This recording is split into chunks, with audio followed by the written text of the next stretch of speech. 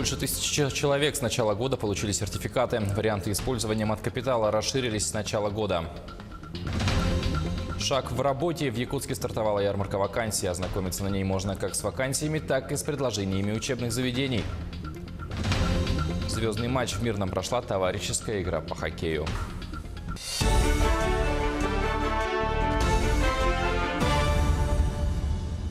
В эфире новости, в студии Павел Танин. Здравствуйте. За лесопожарной обстановкой в России наблюдают из космоса. Об этом заявил глава МЧС Владимир Пучков. По его словам, министерство задействовало международную хартию по космосу и крупномасштабным катастрофам. Это позволяет оперативно получать всю информацию, в том числе и с российских спутников и спутников зарубежных стран. Он добавил, что подготовительные силы для борьбы со стихией включают в себя 1 200 000 человек. Между тем, с начала пожароопасного сезона в регионах Дальнего Востока и Сибири уже потушено свыше 700 очагов природных и лесных пожаров. Материнским капиталом можно оплачивать дошкольное образование, не дожидаясь, пока ребенку исполнится 3 года. С 1 января этого года сертификат в Якутии уже получили больше 1000 человек. Оформить маткапитал можно и в качестве ежемесячных выплат. Использовать деньги таким образом пока хотят 19 якутян. Столько заявлений поступило в пенсионный фонд.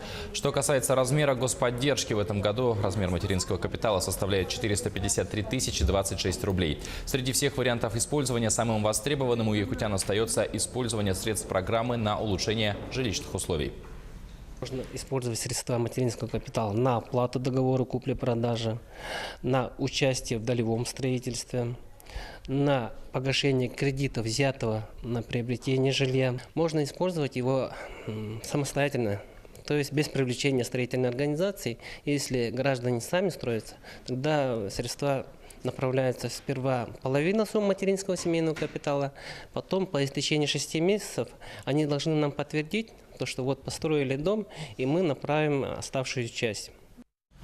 Суд обязал взыскать с золотодобывающей компании в Якутии 46 миллионов рублей в качестве возмещенного ущерба за загрязнение реки. Артель старателей Нимгиркан в Алданском районе допустил загрязнение реки Унга Нимгиркан. Верховный суд Якутии, рассмотрев дело, оставил решение суда первой инстанции без изменения. В суде установлено, что у предприятия не было разрешения на сброс сточных вод в реку.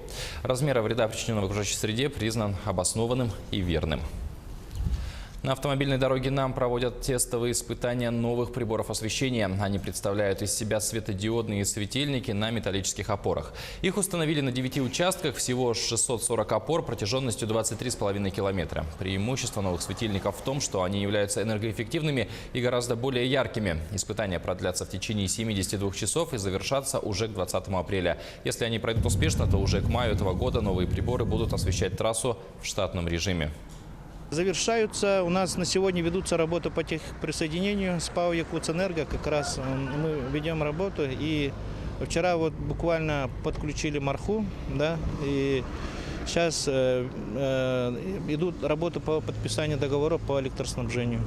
И по передаче этих линий уличного освещения муниципальным образованием на баланс. Светится Мархе на сегодня, да, и у нас в Намцах 2 участка, Апаны и вот Крескотел.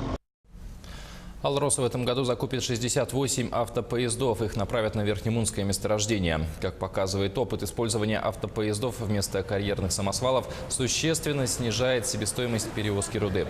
Ежегодная экономия топлива составляет от 1500 до 2000 тонн. Также автопоезда позволяют снизить расходы компании за 10 лет более чем на 3,5 миллиарда рублей.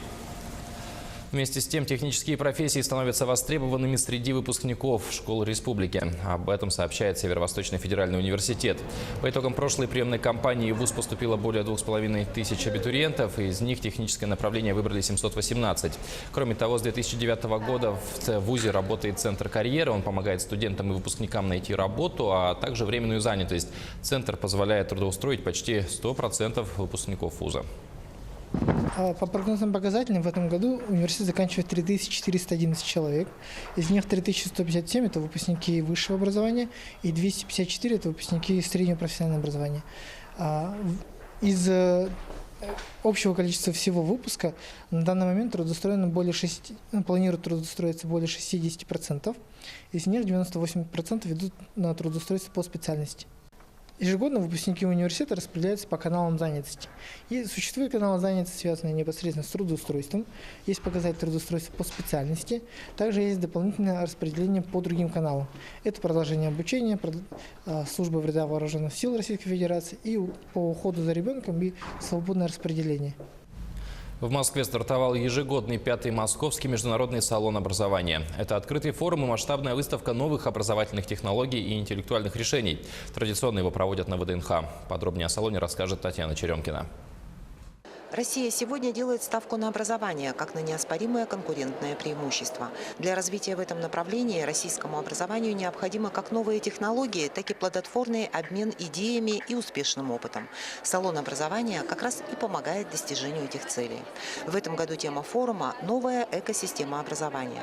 Участники крупнейшей выставки, а это представители из 85 регионов России и 70 стран мира, рассказали о своих продуктах и услугах, узнали о лучших образовательных практиках, а также поделились собственным опытом и продемонстрировали свои решения в этой области.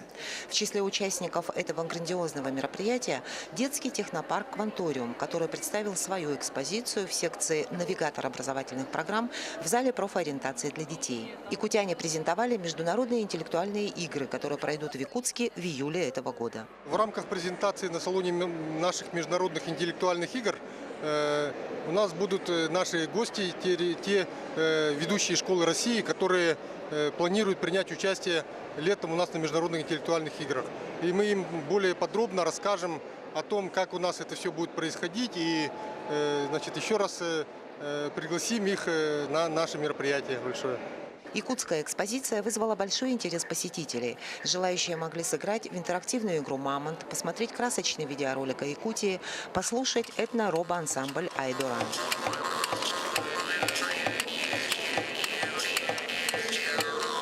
Мы создали этно-робо-экспозицию «Айдоран», который запрограммирован на ЕВ-3 под музыку, под якутскую национальную музыку. И вот все эти якутские инструменты поочередно играют. В дни работы выставки будет разыграно 50 сертификатов, приглашения на международные интеллектуальные игры в Якутск. Наша секция очень интересна для всех жителей не только Российской Федерации, видимо, почему? Потому что к нам приходили иностранные гости, которые хотели бы узнать, что такое международные интеллектуальные игры. Дети, конечно, очень интересуются, подходят, спрашивают. Надеюсь, в течение дня мы раздадим все наши 50 сертификатов для рекомендации участия в наших международных интеллектуальных играх. Ведущими экспонентами салона выступили российские и международные образовательные организации, крупнейшие работодатели. Всего в рамках Московского международного салона образования пройдет около 1000 различных мероприятий. Татьяна Черемкина, Олег Южилкин, Москва. Шаг в работе. Под таким названием в столице республики проходит ярмарка вакансий. Более 50 работодателей представили более 100 вакансий. Также в ярмарке принимают участие 10 учебных заведений, в которых можно обучиться рабочим специальностям. Также в секции молодежной биржи труда «Импульс» проходит челлендж «Лучший в профессии». Здесь соревнуются молодые повара. По итогам конкурса победитель получит гарантированную работу по своей специальности по линии центра занятости. В ходе ярмарки желающих могут также посетить психологические тренинги, семинары по формированию навыков трудоустройства и тренинги для граждан с ограниченными возможностями здоровья от известного волонтера Антона Васильева. Это будет живой разговор, и тут они могут онлайн, вот Колмар и Золото Селегдар будут выходить и отвечать на вопросы соискателей. И тут же на сцене также будут представлены 3 крупных компании промышленности, также будут отвечать на вопросы соискателей. Депутаты Нерюнгри утвердили исполнение бюджета 2017 года и поставили оценку работе администрации. Доходная часть документа составила 882 миллиона рублей, расходная часть – 916 миллионов. 72,5% всех расходов направили на финансирование ЖКХ. Кроме того, депутаты внесли изменения в бюджет 2018 года. С их учетом доходы составили почти 397 миллионов рублей, а расходы – 522 миллиона. Вторую неделю в Мирнинском районе проходит большой спортивный фестиваль. Сначала именитые хоккеисты побывали с открытыми уроками и мастер-классами в Айхале и Удачном. 17 апреля выйти на лед с легендами спорта смогли и мирнинцы. Во дворце Кимберлит в товарищеском матче встретились команда Мирного и клуба любителей хоккея, причем под патронажем звездных гостей. С каким итогом завершилась игра, расскажут коллеги.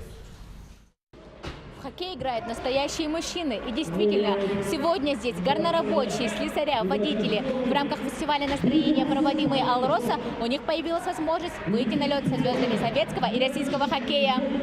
А как вам удается совмещать и работу, и свое любимое занятие? Ну, хоккеем я с детства занимаюсь. Как бы это уже не хобби, это уже как моя жизнь, вторая половина. Ну, совмещаю, у нас 3 раза в неделю тренировки, 8 часов вечера, по 2 часа. В принципе, почему не найти время? Для многих жителей Алмазной провинции хоккей не увлечение, а образ жизни. Для работников компании этот спорт по-особенному родной. Алмазный гигант уже много лет тесно сотрудничает с Федерацией хоккея России. Как результат, товарищеский матч под патронажем звезд советского и российского хоккея стал возможным благодаря фестивалю «Настроение». Среди хоккеистов и местные тренеры. Для них такие встречи – возможность перенять опыт у легенд спорта. Это очень здорово. Такой матч, встреча.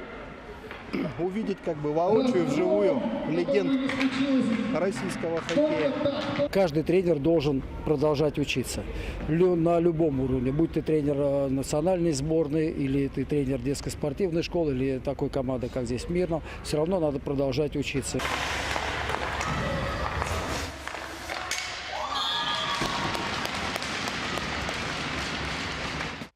С клюшкой в руках звездный десант в составе команды клуба любителей хоккея. По итогам 2 периодов они обыграли соперников со счетом 4-3. Ваша команда сегодня победила. Как вы думаете, в чем успех сегодняшней игры? Ну, наверное, в первую очередь за то, что такие звезды за нас принимали участие, играли. Ну, команда все-таки. Все делает команда. Гости фестиваля уже неделю в Алмазном крае. Побывав в удачном Айхале, отмечают, что у мирнинских ребят самое главное – есть желание. Есть над чем работать, так скажем. Но что самое главное, то, что ребята пытаются повторить то, что мы им показываем, пытаются повторить и сделать правильно то, что им говорят тренерско-преподавательский состав. После игры спортсмены еще полчаса не покидали ледовую арену. Фотографировались, получали автографы. Все хотели надолго запомнить этот день. День, когда каждый смог сыграть наравне с легендой российского хоккея. Марфа Яковлева, Роман Ларин, телеканал «Алмазный край». У меня к этому часу все. Оставайтесь с нами.